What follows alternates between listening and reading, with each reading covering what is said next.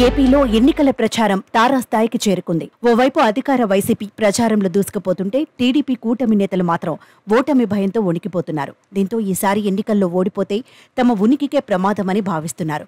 దీంతో టీడీపీ నేతలు రౌడీ రాజకీయాలకు తెరలేపారు. గుంటూరు జిల్లా మంగళగిరి నియోజకవర్గంలో టీడీపీ అభ్యర్థిగా నారా లోకేష్ బరిలో నిలిచిన సంగతి తెలిసిందే. అయితే లోకేష్ మరోసారి ఓడిపోవడం ఖాయమని జోరుగా ప్రచారం జరుగుతోంది. దీంతో టీడీపీ నేతల్లో అసహనం పెరిగిపోయి వైసీపీ నేతలు కార్యకర్తలపై దాడులకు పాల్పడుతున్నారని తెలుస్తోంది. తాజాగా టీడీపీ వర్గీయులు చేసిన దాష్టికానికి వైసీపీకి చెందిన ఓ నేత ప్రాణాలతో పోరాడుతున్నాడు. తాడేపల్లి రూరల్ మండలం కుంచెనపల్లిలో ఎన్నికల ప్రచారం నిర్వహిస్తున్న వైసీపీ శ్రేణులపై టీడీపీ కార్యకర్తలు దాడికి పాల్పడ్డారని తెలుస్తోంది. వైసీపీ కార్యకర్తలను దుర్భాషలాడటంతో పాటు ద్విచక్ర వాహనాలతో వారిని ఢీకొట్టారు. ఈ దాడిలో మొత్తం 3 గాయపడినట్లు సమాచారం. వారిలో వైసీపీ నేత మేకా వెంకటరెడ్డి చనిపారు.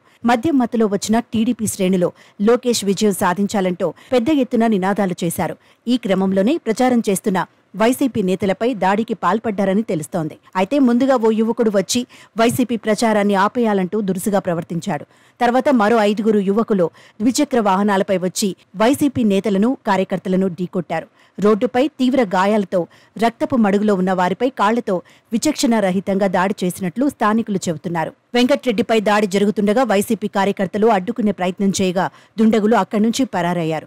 అయితే ఈ దాడిలో తలకు తీవ్ర గాయం కావడంతో వెంకట్రెడ్డి కోమాలోకి వెళ్లగా ఆసుపత్రిలో చికిత్స పొందుతూ కన్నుమూశారు. దీంతో ఆయన కుటుంబ సభ్యులు కన్నీటి పర్యంతమవుతున్నారు. తమ నాయకుడు లోకేష్ ఓడిపోతారనే భయంతోనే టీడీపీ నేతలు ఇటువంటి హింసాత్మక ఘటనలకు పాల్పడుతున్నారని పలువురు ఆగ్రహం వ్యక్తం చేస్తున్నారు. పోలింగ్ ముగిసేలోపు టీడీపీ రౌడీ రాజకీయాలకు ఇంకెంతమంది బలి అవుతారో అని స్థానికులు భయపడుతున్నారు.